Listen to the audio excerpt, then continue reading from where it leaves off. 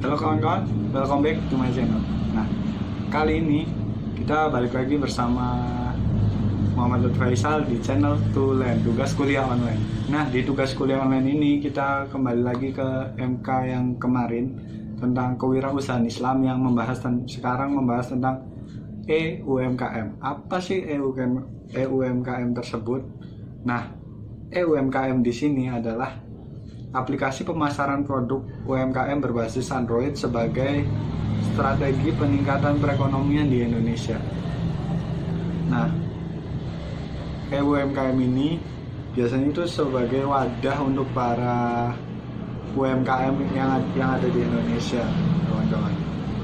Nah, perkembangan UMKM di Indonesia selalu mendapat perhatian khusus dari banyak kalangan termasuk pemerintah.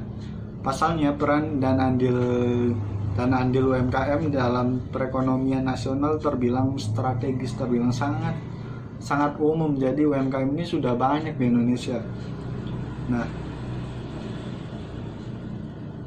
besarnya kontribusi dalam pembentukan produk domestik bruto PDB nasional dan sumbangannya terhadap nilai ekspor dari Badan Pusat Statistik atau bisa dapat disingkat dengan BPS hingga 2012. Jumlah unit UMKM hingga mencapai 56.534.592 unit. Nah, atau setara dengan 99,9%. Dari total unit usaha di Indonesia, tenaga kerja yang mampu diserap oleh UMKM lebih dari 170.657.509 orang atau sebesar 97,16% dari angkatan kerja. Kontribusi UMKM dalam pembentukan PDB mencapai 4.870 triliun, guys. Kebayang kan segimana banyaknya. Jadi itu di Indonesia ini sudah banyak UMKM atau sebesar dengan yang 4.870 triliun itu bisa sebesar, kalau dipersenkan itu 59,08%, kawan-kawan. Nah, terkait dengan sumbangan dalam pembentukan nilai ekspor, UMKM menyumbang sebesar 167 triliun. Nah, atau sebesar 14,06%. Itu cukup besar ya menurut saya. Nah, metode yang digunakan dalam penelitian ini adalah metode deskriptif. Metode deskriptif kualitatif. Nah, metode deskriptif adalah membuat observasi atau penelitian dan kemudian menarik kesimpulan. Metode kualitatif cenderung menggunakan deskriptif dan analisis. Jadi kita menggunakan kayak penjelasan, terus kemudian kita analisis. Itu metode kualitatif. Nah, kalau misalkan metode deskriptif ini adalah membuat observasi terlebih dahulu lalu dijelaskan gitu loh, kawan-kawan. Kurang lebih seperti itu. Nah, landasan teori yang digunakan sebagai panduan penelitian sesuai dengan fakta di lapangan. Jenis penelitian yang digunakan dalam penelitian ini adalah studi kausal yang pada penelitian yang digunakan untuk mengidentifikasi hubungan sebab dan akibat. Jadi studi kausal ini adalah fungsinya untuk mengidentifikasi sebab akibat itu, kawan-kawan, dimana kita akan menemukan sebabnya apa dan akibatnya apa. Jadi seperti itu untuk studi kausal. Hasil dan pembahasan EUMKM ini merupakan konsep tentang sistem pemasaran produk hasil UMKM di Indonesia dalam menembus pasar bebas ASEAN dengan basis aplikasi Android. Jadi kita sudah menggunakan aplikasi yang ada di Android, kawan-kawan. Nah, karena keadaan yang ada di masyarakat ini, para produsen UMKM masih mengalami masalah dalam proses pemasaran, sehingga dengan adanya UMKM ini diharapkan dapat membantu para produsen UMKM dalam memasarkan hasil produk mereka. Jadi UMKM ini untuk membantu produsen-produsen yang mengalami masalah dalam proses pemasaran tersebut, guys. Tapi siapa saja sih masih boleh sih masuk ke UMKM ini, untuk semua produsen ya, bukan hanya yang mengalami masalah, tapi mengalami masalah itu juga membantu sih UMKM. Jadi kita memasarkan untuk ke seluruhnya, kurang lebih seperti itu. Apalagi sudah terbuka pasar bebas ASEAN kan, jadi kita dapat ya mengekspor keluar gitu kan, jadi kita dapat income yang lebih. Nah, UMKM ini sebenarnya hampir mirip dengan sistem pemasaran barang atau jasa secara online. Jadi ya seperti itu yang tadi seperti saya jelaskan. Jadi kita sudah dapat menembus pasar bebas ASEAN. Jadi kita bisa ke negara tetangga-tetangga gitu kan, kawan-kawan. Jadi kita lebih mengeksplor lah, kurang lebih seperti itu. Nah, bedanya dalam UMKM, proses jual beli dikontrol dan diawasi oleh pemerintah. Selain itu, yang boleh ikut memasarkan produk dagangnya adalah mereka yang telah mendapatkan izin atau sertifikat kelayanan menjamin mutu yang telah disahkan oleh pemerintah. Jadi UMKM ini kita harus mendapatkan suatu izin dulu. Jadi kita harus mendapatkan izin, terus mendapatkan sertifikat melalui pemerintah. Jadi kita tidak boleh secara ilegal, kita harus legal dulu, kawan-kawan. Jadi sudah legal baru kita boleh ikut ke UMKM ini. Nah, pihak-pihak yang dipertimbangkan dalam mengimplementasikan gagasan adalah, yaitu dalam mewujudkan konsep melalui UMKM, aplikasi pemasaran produk UMKM berbasis Android tentunya melibatkan banyak pihak dalam mengimplementasikannya, kawan-kawan. Pihak-pihak yang dipertimbangkan ini dalam mewujudkan konsep ini adalah sebagai berikut. Jadi ada beberapa pihak yang bersangkutan oleh dalam UMKM ini, termasuk pemerintah, kementerian dan UMKM, Kementerian Ekonomi. Yang sangat besar ini pengaruhnya pemerintah dan Kementerian Ekonomi. Ya semuanya berpengaruh besar ya, tapi masalah Kementerian Ekonomi ini yang sedikit ya lebih tinggi, dan pemerintah ini tanggung jawabnya lebih besar kan. Kementerian Riset dan Teknologi, masyarakat ini sebagai produsen UMKM ini, jadi produsen yang memiliki masalah pemasaran tersebut.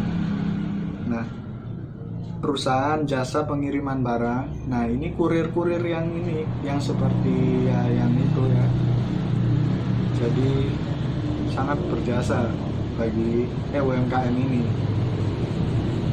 Nah, apa sih tugas-tugasnya? Yang pertama, pemerintah memiliki peranan yang sangat besar dalam mewujudkan konsep UMKM, yaitu sebagai pengawas. Nah, pemerintah ini sebagai pengawas, jadi UMKM ini diawasi langsung oleh pemerintah. Dan yang kedua ada Kementerian Koperasi dan UMKM. Fungsinya apa sih Kementerian Koperasi dan UMKM? Kementerian Koperasi dan UMKM di sini ikut andil dalam mewujudkan konsep UMKM sebagai pelaksana, membuat kebijakan pengawasan dan menentukan produk hasil UMKM mana yang masuk, dan kriteria pemasaran serta pihak yang berwenang untuk mengeluarkan sertifikat pinjaman itu. Jadi yang menentukan kelayakan, hak layak atau tidak masuk UMKM ini yaitu oleh Kementerian Koperasi dan UMKM tersebut, kawan-kawan. Nanti diserahkan langsung oleh Kementerian Koperasi dan UMKM ini sertifikatnya itu apabila mutu kalian sudah bagus gitu, baru nanti dikasih sertifikatnya. Nah, yang ketiga ada Kementerian Ekonomi. Nah, dalam mengimplementasikan konsep UMKM, peranan dari Kementerian Ekonomi sebenarnya tidak lepas dari peranan dari Kementerian Koperasi dan UMKM, yaitu sebagai pengontrol sirkulasi barang yang keluar masuk ke negara Indonesia, mengawasi pertumbuhan ekonomi, dan sebagai lembaga yang turut serta dalam mensosialisasi konsep UMKM. Jadi Kementerian Ekonomi ini tugasnya mengawasi barang yang keluar masuk ke dalam Indonesia dan untuk mensosialisasikan, jadi memberi kayak sosialisasi tentang UMKM ini, bagaimana sih caranya kita mengikuti UMKM ini. Kurang lebih seperti itu tugas dari Kementerian Ekonomi. Nah, yang keempat ada riset dan teknologi. Nah, Kementerian Riset dan Teknologi ini mempunyai tugas penyelenggaraan urusan di bidang riset, ilmu pengetahuan dan teknologi dalam pemerintah untuk membantu Presiden untuk menyelenggarakan negara. Jadi fungsinya seperti itu, kawan-kawan. Jadi Kementerian Riset ini fungsinya itu untuk menyelenggarakan urusan di bidang riset, ilmu pengetahuan dan teknologi. Jadi kita harus kurang lebih tuh kayak mempelajari ilmu pengetahuan. Sorry kawan-kawan, di sini sedikit berisik karena rumah saya pribadi pinggir jalan ya kawan-kawan. Jadi sedikit berisik. Masyarakat. Nah, di sini ada yang kelima, itu masyarakat atau produsen UMKM tersebut. Nah, masyarakat produsen UMKM di sini dalam mewujudkan konsep UMKM, peranannya sebagai peserta masyarakat dengan saran yang akan menggunakan UMKM untuk memasarkan hasil produk mereka berbagai negara di kawasan AFTA. Nah, jadi fungsinya masyarakat atau produsen UMKM ini yaitu untuk memasarkan produk yang mereka punya dalam AFTA, kurang lebih seperti itu. Nah, yang keenam ada perusahaan jasa pengiriman barang. Nah, perusahaan jasa pengiriman barang ini memiliki andil sebagai mitra kerja pemerintah dan produsen UMKM. Jadi di sini ada sangkut pautnya mitra kerja pemerintah dan produsen UMKM ini, kawan-kawan. Dalam memasarkan produknya baik di dalam negeri maupun di luar negeri hingga barang pesanan sampai ke tangan konsumen. Jadi tugasnya itu mengirimkan barang dari produsen ke konsumen, kurang lebih seperti itu. Tapi dalam andil pemerintah juga ambil andil di situ, kawan. Yang kedua ada langkah-langkah strategis dalam mengimplementasikan konsep UMKM ini.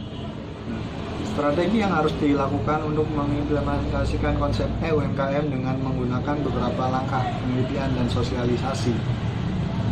Nah, apa aja sih langkah-langkahnya? Yang pertama ada tahap pembuatan aplikasi. Nah, langkah pertama yang dilakukan untuk menerapkan gagasan ini yaitu dengan membuat aplikasi yang digunakan sebagai wadah untuk memasarkan produk UMKM. Jadi kita harus memiliki aplikasi dulu nih. Aplikasinya apa nih untuk memasarkannya? Kurang lebih seperti itu, kawan-kawan. Yang kedua ada tahap sosialisasi dan pendataan serta sertifikasi produk UMKM. Nah, kita di sini tahap sosialisasi. Jadi kita memberitahu sedetail mungkin tentang apa ini UMKM dan pendataannya seperti apa agar serta sertifikat kelayakan produk UMKM, kurang lebih seperti itu. Jadi sedetail mungkin ini dibahas gitu loh, diangkat ke dalam materi gitu, kurang lebih seperti itu. Nah, yang ketiga ada tahap input data produk UMKM yang bersertifikat ke web. Jadi setelah pemerintah mendata dan menyatakan produk-produk UMKM ini mana saja yang telah lolos seleksi dan bersertifikat, maka tahapannya selanjutnya adalah memasukkan data tentang produk tersebut ke dalam web yang tersedia, kawan-kawan. Jadi produk-produk UMKM yang sudah mendapatkan sertifikat ini akan langsung dimasukkan oleh pemerintah ke dalam situs web dari pemerintah ini, kurang lebih seperti itu. Yang jadi tinggal memasarkan saja, kawan-kawan. Jadi sedikit rumit tapi mudah kok kalau kalian yang mau mengikuti anjurannya. Yang keempat ada tahapan pengiriman barang. Tahapan pengiriman barang dapat dilakukan oleh produsen melalui jasa pengiriman barang yang bekerja sama dengan pemerintah. Nah, di sini tahap pengiriman barang ini jadi melalui jasa pengiriman barang yang telah disediakan oleh UMKM itu sendiri dan atau melalui pemerintah. Contohnya kantor pos itu oleh pemerintah, dan ya kayak golongannya JNE, TIGI, terus JNT itu kan melalui UMKM. Kalau kurang tahu seperti itu ya, kawan-kawan. Jadi sebelumnya saya minta maaf ya karena sedikit berisik juga di luar rumah ini, jadi sedikit terganggu pendengarannya ya, kawan-kawan. Tentang video ini jadi suaranya apabila ini mohon maaf, jadi kurang lebihnya mohon maaf. Tetap di rumah aja, stay in home, stay safe, healthy. See you next time, bye bye.